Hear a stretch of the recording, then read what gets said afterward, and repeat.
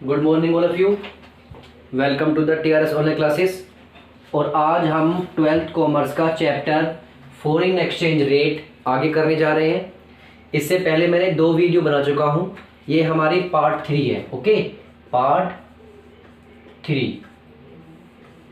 अगर किसी ने पार्ट 3 से पहले पार्ट 1 और पार्ट 2 नहीं देखा हो तो प्लीज़ पहले पार्ट 1 और पार्ट 2 पूरा करें, तभी आगे का ये देखोगे, तभी आपको ये समझ में आएगा कि इसमें आगे क्या होता है। इससे पहले जो पार्ट 1 पार्ट 2 में मैं पूरा कंप्लीट बता चुका हूँ कि किस तरीके से हम एक्सचेंज रेट को डिटरमाइन करते हैं। एक्सचेंज रेट क्या होता है, डॉलर के रेट अप एंड डाउन कैसे हो जाते हैं, एप्रिसिएशन क्या होता है, डेप्रिसिएशन क्या होता है, ये मैं आपको पूरा कंप्लीट बता चुका हूँ पहले के पार्ट 1 और पार्ट 2 में। ओके, आज हम सीखेंगे कि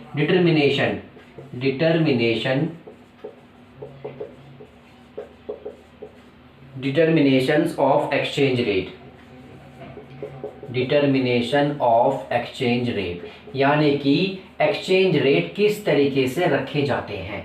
ठीक है, अब आप देखो, सीधी सी बात है, अगर हम ज़्यादा से ज़्यादा गुड्स को इंपोर्ट कराएंगे तो हमारे देश की जो करेंसी है वो वीक हो जाएगी, उसको बोलेंगे हम डेप्रिसिएशन।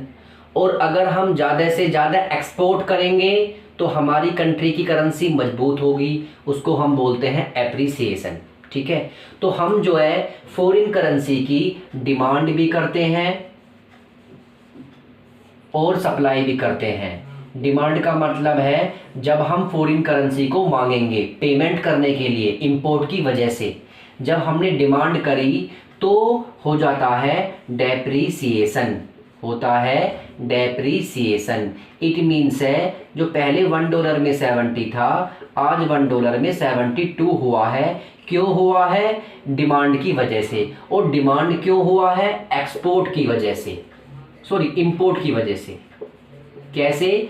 जब हम इंपोर्ट करेंगे गुड्स को तो हमें पेमेंट करनी होगी डॉलर में, और जब हम पेमेंट करेंगे तो हमें डिमांड करेंगे किस चीज़ की? डॉलर की, क्योंकि हमें डिमांड चाहिए। और जब हम डिमांड करते हैं किसी भी गुड्स की या किसी भी करेंसी की तो उसके रेट हाई हो जाते हैं। 72 की जगह अब हमें 72 रुपीज़ पे करने होंगे। इट मीन्स 2 रुपीज़ हमें ज़्यादा पे करना होगा। हमारी कंट्री की करेंसी वीक हो गई, उसी को ही बोलते हैं हम डेप्रिसिएशन।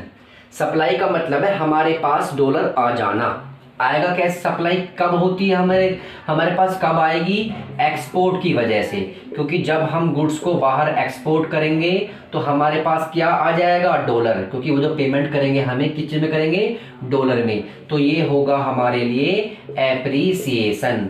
एप्रिसिएशन का मतलब जब $1 में 70 था, अब की बार $1 में 65 हो गया, 68 हो गया। इट मीन्स अब हमें 2 रुपीज़ कम पे करने होंगे $1 को परचेज करने के लिए। यहाँ पे हमारी करेंसी मजबूत हुई है, यहाँ पे हमारी करेंसी वीक हुई है। इसीलिए बोलते हैं कि इंपोर्ट को तो करो कम और एक्सपोर्ट को करो ज़्यादा, ताकि हमारे देश की करेंसी जो है वीक ना हो, डेप्रिसिएशन ना हो। इसीलिए एक्सपोर्ट हम ज़्यादा से ज़्यादा करने की सोचते हैं। इसीलिए गवर्नमेंट आजकल बहुत ज़्यादा फोकस कर रही है, आपने देखा होगा एफडीआई पर। एफडीआई का मतलब है फॉरेन डायरेक्ट इन्वेस्टमेंट। इसका मतलब है हम कोई भी गुड्स बाहर से इंपोर्ट नहीं करेंगे, जो गुड्स हम बाहर से इंपोर्ट कर रहे थे वो हमारे देश में ही प्रोड्यूस होगा। अगर हमारे पास रॉ मटेरियल नहीं भी है तो बाहर की जो इंडस्ट्रीज है, बाहर की कंपनी की, बाहर की कंट्री की इंडस्ट्रीज, वो हमारे देश में ही सेटअप होगी और गुड्स को यही प्रोड्यूस करेगी, ताकि हमें बाहर से इंपोर्ट ना करना पड़े। जब हम बाहर से इंपोर्ट गुड्स को नहीं करेंगे तो हमारे देश का पैसा हमारे देश में ही रहेगा, वेल्थ हमारी कंट्री में ही रहेगी। ओके, यहाँ तक समझ में आया? तो किस तरीके से हम डिटर्मिनेशंस एक्सचेंज रेट को रखते हैं अभी बताया। एक्सचेंज रेट किस पे डिपेंड करती है? एक्सचेंज रेट करती है डिमांड पर और सप्लाई पर। अगर डिमांड ज़्यादा तो रेट ज़्यादा, अगर सप्लाई ज़्यादा तो रेट कम। ठीक है, अगर हम डिमांड ज़्यादा करेंगे तो रेट भी ज़्यादा हो जाएंगे, 70 की जगह 72 हो जाएंगे। सप्लाई कब होती है? जब हम एक्सपोर्ट करेंगे। एक्सपोर्ट मतलब एक्सपोर्ट किया तब हमारे पास क्या आया? डॉलर आ गया, सप्लाई हो गई हमारे पास। तो इसमें हमारा $1 में 70 था तो ये 68 हो गया। तो एक्सचेंज रेट जो रखे जाते हैं, जैसे कि आज आपने देखा करंट में 74 रुपीज़ है आज का जो है। तो अगर हमें पता करना हो कि एक्सचेंज रेट किस तरीके से रखे गए हैं, तो हम ये पता देख सकते हैं कि डिमांड कितनी हो रही है और सप्लाई कितनी हो रही है। ठीक है, तो इसका एक कर्व भी है।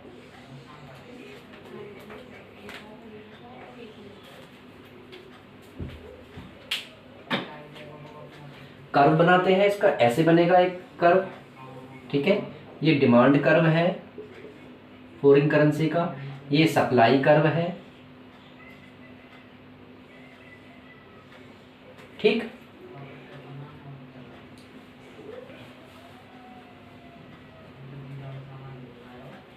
ये है डिमांड एंड सप्लाई की लाइन, ये है रेट की।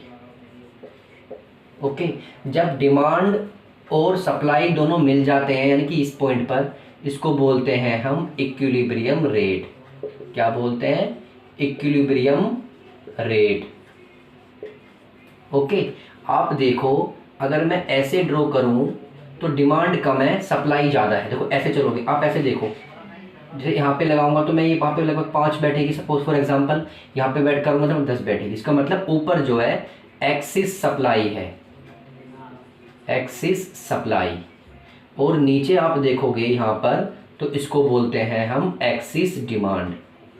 एक्सिस का मतलब ज़्यादा। ओके, इक्विलिब्रियम पॉइंट से ऊपर एक्सिस सप्लाई, इक्विलिब्रियम पॉइंट से नीचे एक्सिस डिमांड।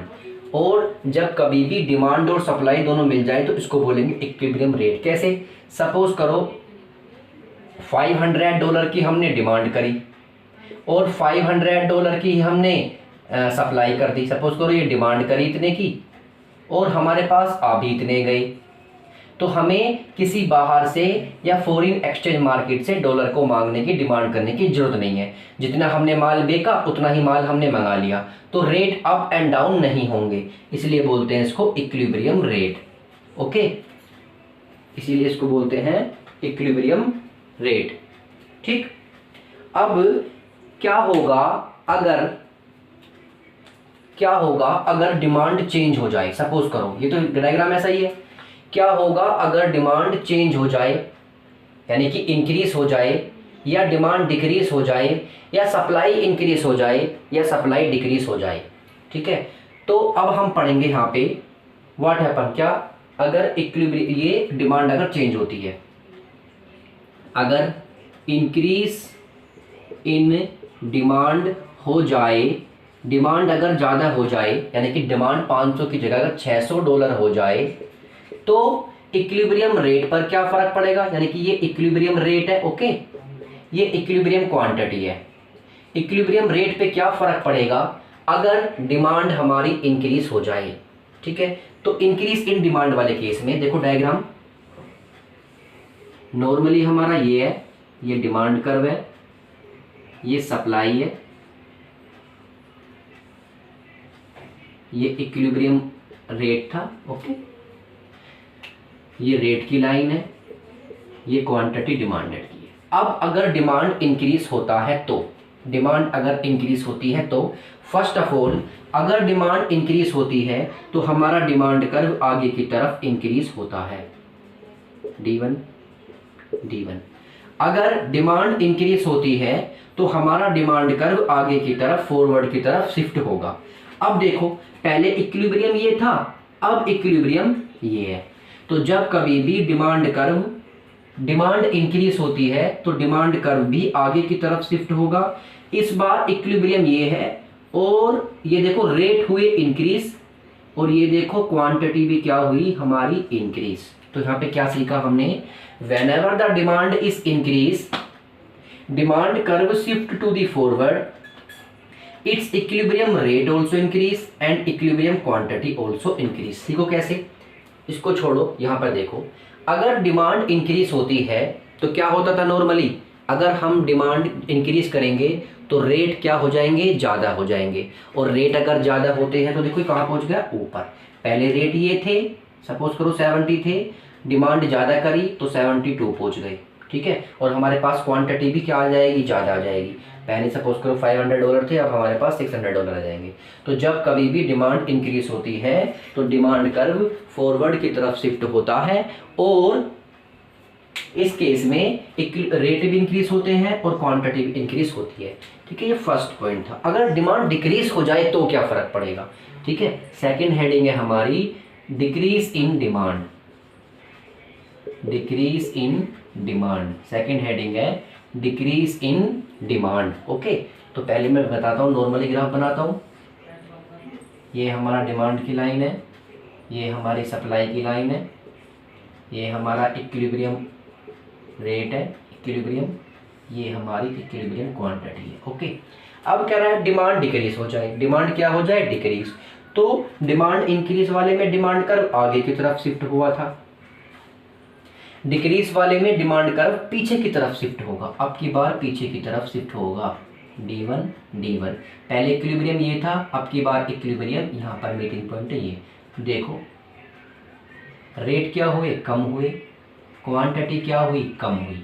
क्या सीखा हमने इससे, हमने सीखा कि जब कभी भी डिमांड कम हो जाता है, पहले सीखो नॉर्मली, डिमांड अगर कम होती है तो सीधी सी बात है रेट भी क्या हो जाएंगे, कम हो जाएंगे। देखो तो क्या आपको सीखा, जब डिमांड डिक्रीज हुई, डिमांड कर्व पीछे की तरफ शिफ्ट हुआ, इस कंडीशन में रेट भी कम हुए, क्वांटिटी भी कम हुई।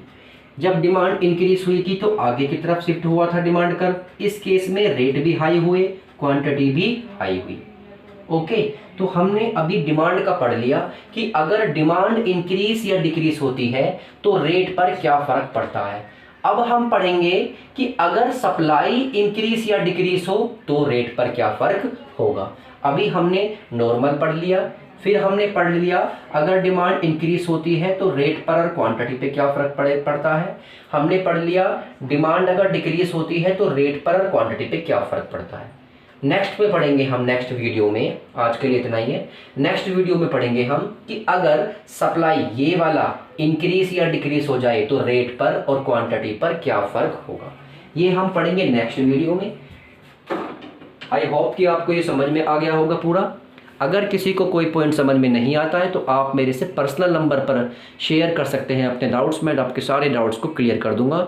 ये बहुत ही दोनों बुक्स में सबसे इम्पोर्टेंट चैप्टर है ये, फॉरेन एक्सचेंज रेट। अगर आपको इसके कंसेप्ट क्लियर हो जाते हैं तो कोई भी क्वेश्चन आपका छूटेगा नहीं, ठीक है। 6 मार्क्स का चैप्टर है बोर्ड एग्जाम में, और इसी बेस पर, इसी डायग्राम पे आपको क्वेश्चंस आपको सीधे सीधे ये मिलेंगे बोर्ड में देखने के लिए, ठीक है। प्रैक्टिस करनी है आपको इस डायग्राम की, डायग्राम बहुत ही इंपॉर्टेंट है। अच्छे डायग्राम, बहुत अच्छे बच्चे भी डायग्राम को आसानी से नहीं बना पाते, आप इसको सीखना, ओके ओके बेटा।